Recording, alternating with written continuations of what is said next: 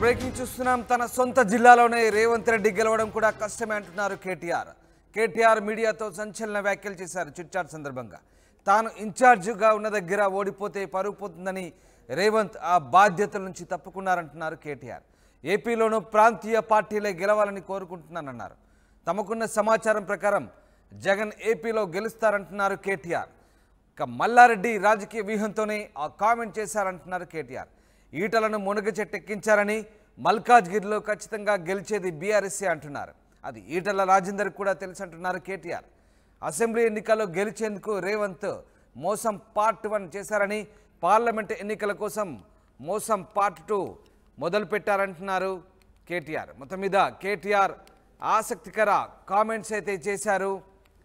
Assembly ఎన్నికల్లో గెలిచేందుకు రేవంత్ మోసం part చేశారని, ఇప్పుడు మోసం పార్ట్ 2 చేస్తూ పార్లమెంట్ ఎన్నికల్లో గెలిచేందుకు ప్రయత్నిస్తున్నారంటూ రేవంత్ రెడ్డిపై ఆరోపణలు గుప్పించారు కేటీఆర్.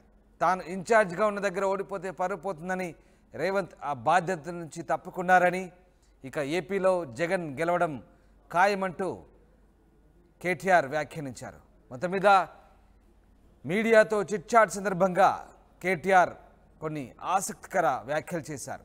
ఎట్టి పరిస్థితుల్లోనూ రేవంత్ రెడ్డి రుణమాఫీ చేయడంటూ కేటీఆర్ వ్యాఖ్యానించాడు. రేవంత్ రెడ్డిది మాట నిలుపుకున్న చరిత్ర కాదంటూ కేటీఆర్ వ్యాఖ్యానించారు. ఇక పార్టీ మారిన కేకే రంజిత్ రెడ్డి పరిస్థితి ఎలా ఉందో అందరికీ తెలుసన్నారు. ఆగస్టు 15న రుణమాఫీ అని మరోసారి రైతులను మోసం చేసే పని పెట్టుకున్నాడన్నారు.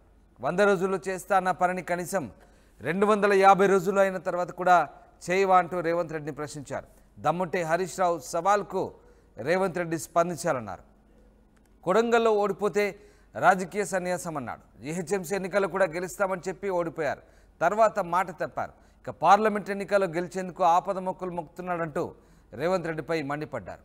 రేవంత్ రెడ్డి ఖచ్చితంగా బీజేపీలో చేరతారంటూ తాను చేసిన కామెంట్స్పై ఆయన ఇప్పటివరకు ఎందుకు స్పందించలేదంటూ కేటీఆర్ ప్రశ్నించారు. మొత్తం మీద కేటీఆర్ చిట్చాట్ సందర్భంగా కొన్ని ఆసక్తికర సంచలన వ్యాఖ్యలు చేశారు. మధు జాయిన్ అవుతున్నారు. మధు, మీడియాతో చిట్చాట్ సందర్భంగా ముఖ్యమంత్రిపై కేటీఆర్ కొన్ని ఆసక్తికర వ్యాఖ్యలు చేశారు. ఇంకా ఏమేమి మాట్లాడారు?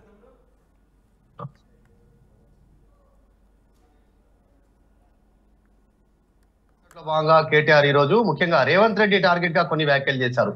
నేను ఇప్పటి వరకు దాదాపు 20 సార్లైనా ఒక కోట్ చేశాను. పార్లమెంట్ ఎన్నికల తర్వాత రేవంత్ రెడ్డి బీజేపీలో జాయిన్ అవుతాడు తన వర్గానికి సంబంధించిన ఎమ్మెల్యేలతో అనేటువంటి స్టేట్మెంట్ చేశాను. దీనిపైన రేవంత్ రెడ్డి ఇంతవరకు రెస్పాండ్ కాలేదు అంటూ ఒక కీలకమైనటువంటి వ్యాఖ్య చేశారు. దీంతో పాటు మరిన్ని అలిగేషన్స్ రేవంత్ రెడ్డి పైన చేశారు. ముఖ్యమంత్రి పైన ఉమ్మడి పాలమూరు జిల్లాలోనే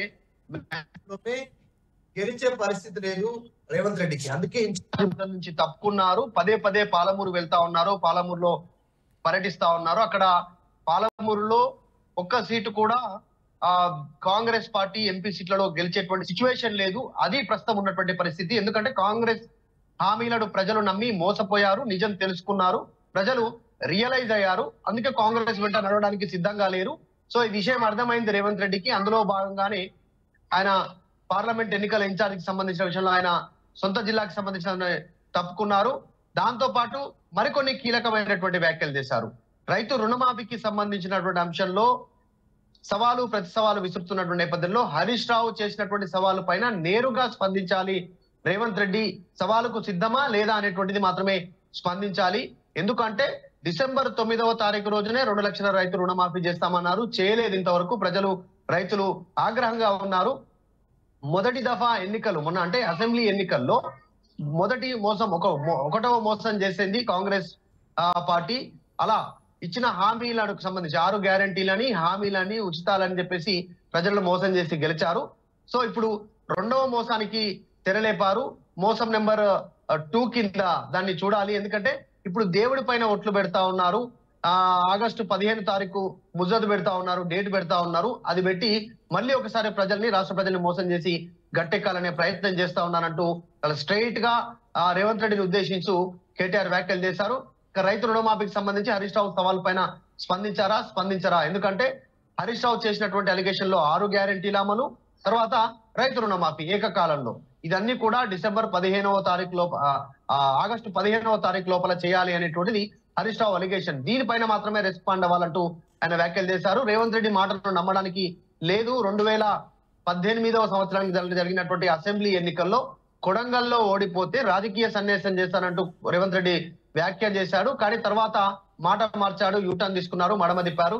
అది పరిస్థితి. తర్వాత జిహెచ్ఎంసీ ఎన్నికల్లో కూడా కాంగ్రెస్ పార్టీ విజయం సాధిస్తుంది, ఇక్కడ మేయర్ బీఆర్ఎస్ కాంగ్రెస్ పార్టీ గెలుస్తుందని స్టేట్మెంట్ చేశారు. అప్పుడు మాట తప్పారు. కాంగ్రెస్ కేవలం పేలవమైన ప్రదర్శన చేసింది, ఒకే ఒక్క సీటుకు పరిమితం అయిపోయింది ఆ సమయంలో. సో ఈ రకంగా మొత్తం మాట మార్చేటువంటి పరిస్థితి ఉంది. రేవంత్ రెడ్డి మాటలను నమ్మడానికి సిద్ధంగా లేరు జనాలు అంటూ స్టేట్మెంట్ చేశారు. వీటితో పాటు మరికొన్ని కీలక వ్యాఖ్యలు చేశారు. రేవంత్ రెడ్డి బీజేపీకి పనిచేస్తా ఉన్నారా, కాంగ్రెస్ కి పనిచేస్తా ఉన్నారా అనేటువంటిది కూడా తేలాల్సినటువంటి అవసరం ఉందంటూ స్టేట్మెంట్ చేశారు. ఎందుకంటే ఇన్ని రోజులుగా గత కొన్ని రోజుల నుంచి చేస్తున్నటువంటి స్టేట్మెంట్ విషయంలో నేను బీజేపీలో ఆయన జాయిన్ అవుతారు అనేటువంటి నేను చేస్తున్నటువంటి విమర్శ పైన ఎందుకు రేవంత్ ఇంతవరకు రెస్పాండ్ అవ్వట్లేదు అనేటువంటి వ్యాఖ్యలు కూడా చేశారు. సో తర్వాత మల్లారెడ్డి అంశం పైన కూడా కేటీఆర్ మాట్లాడారు. మల్లారెడ్డి ఈటెల రాజేందర్ అన్న నువ్వే గెలుస్తున్నావు అనేటువంటి వ్యాఖ్య ఏదైతే చేశారో దానిపైన కూడా కేటీఆర్ కావాలనే మునగ చెట్టు ఎక్కించారు ఈటెల రాజేందర్ కూడా తెలుసు గెలిచే పరిస్థితి లేదు అక్కడ అనేటువంటిది. సో కాబట్టి కేవలం మునగ చెట్టు ఎక్కించారు, ఖచ్చితంగా బీఆర్ఎస్ అభ్యర్థి గెలవబోతా ఉన్నారు మల్కాజ్గిరిలో అంటూ కేటీఆర్ స్టేట్మెంట్ చేశారు. దానికి ఆయన రీజన్ కూడా చెప్పే ప్రయత్నం చేశారు. మొత్తం మల్కాజ్గిరి పార్లమెంట్ రీజన్ లో మొత్తం బీఆర్ఎస్ పార్టీ అభ్యర్థులు గెలిచారు, బీఆర్ఎస్ చాలా బలంగా ఉంది, మేమే రైట్ మధు. ఇక ఏపీకి సంబంధించి కూడా కేటీఆర్ కొన్ని ఆసక్తికర వ్యాఖ్యలు చేశారు. ఏపీలో జగన్మోహన్ రెడ్డి గెలవబోతున్నారంటూ కేటీఆర్ చేసిన వ్యాఖ్యలను ఎలా చూడొచ్చు? ఎగ్జాక్ట్లీ నిజంగానే అంటే పక్క రాష్ట్రానికి సంబంధించిన ఎన్నికలపైన కూడా మాట్లాడారు. దాంతో పాటు దేశవ్యాప్తంగా జరుగుతున్నటువంటి ఎన్నికలపైన కూడా ఆయన మాట్లాడే ప్రయత్నం చేశారు. ముఖ్యంగా ఆంధ్రప్రదేశ్ రాష్ట్రంలో మాకున్న సమాచారం ప్రకారం మళ్ళీ జగన్మోహన్ రెడ్డి ముఖ్యమంత్రి కాబోతున్నాడు అనేటువంటిది పూర్తి సమాచారం ఉంది. ఖచ్చితంగా జగనే వస్తారు. మా అభిప్రాయం కూడా అదే. ప్రాంతీయ పార్టీలే అధికారంలోకి రావాలి, అప్పుడే ప్రాంతీయ సమస్యల పైన అవగాహన ఉన్న పార్టీలు ప్రజలకు మేలు చేస్తాయి అనేటువంటి ఒక విధంగా కేటీఆర్ చాలా స్పష్టంగా మాట్లాడారు. దేశవ్యాప్తంగా జరుగుతున్నటువంటి ఎన్నికలకు సంబంధించి కూడా మాట్లాడారు. మొత్తం దేశవ్యాప్తంగా ప్రాంతీయ పార్టీలు ఈసారి పెద్ద ఎత్తున ప్రభావం చూపబోతున్నాయి అనేటువంటి కూడా మాట్లాడారు. ముఖ్యంగా ఏపీకి సంబంధించిన విషయంపైన కూడా నర్మగర్భ వ్యాఖ్యలు చేశారు. అక్కడ జగన్మోహన్ రెడ్డి ముఖ్యమంత్రి కాబోతున్నారు అంటూ ఆయన చేసినటువంటి స్టేట్మెంట్ పొలిటికల్ సర్కిల్ లో ప్రస్తుతం చర్చనీయాంశమైంది. మొన్న రీసెంట్ గా కేసీఆర్ ఇదే అంశం పైన మాట్లాడారు ఒక ఇంటర్వ్యూలో. ఇప్పుడు అదే కేటీఆర్ మళ్ళీ ఆయన ఆంధ్రప్రదేశ్ ఎన్నికల పైన కూడా ఆయన స్టేట్మెంట్ చేయడం. చలో కొన్ని మొత్తానికి ఈ రోజు కేటీఆర్ ఆయన చిట్ చాట్ లో భాగంగా కొన్ని సెన్సేషనల్ కామెంట్స్ ని చిట్ చాట్ లో భాగంగా మీడియాతో షేర్ చేసుకున్నారు. Yes right, thanks for the update Madhu. ఇది మొత్తం మీద కేటీఆర్ సంచలన వ్యాఖ్యలు చేశారు మీడియాతో చిట్ చాట్ సందర్భంగా. రేవంత్ రెడ్డి తాను ఇన్ఛార్జిగా ఉన్న దగ్గర ఓడిపోతే పరుగు పోతుందని ఆ బాధ్యత నుంచి తప్పుకున్నారని, సొంత జిల్లాలోనే గెలవడం కష్టం అంటున్నారు కేటీఆర్. ఇక ఏపీలోనూ ప్రాంతీయ పార్టీలే గెలవాలని కోరుకుంటున్నారని, తనకున్న సమాచారం ప్రకారం జగన్ ఏపీలో గెలుస్తారంటున్నారు కేటీఆర్. మల్లారెడ్డి రాజకీయ వ్యూహంతోనే కామెంట్ చేశారని, ఈటలను మునగ చెట్టెక్కించారని, మల్కాజ్గిరిలో ఖచ్చితంగా బీఆర్ఎస్ గెలుస్తుందని అది ఈటలకు కూడా తెలుసంటూ వ్యాఖ్యానించారు.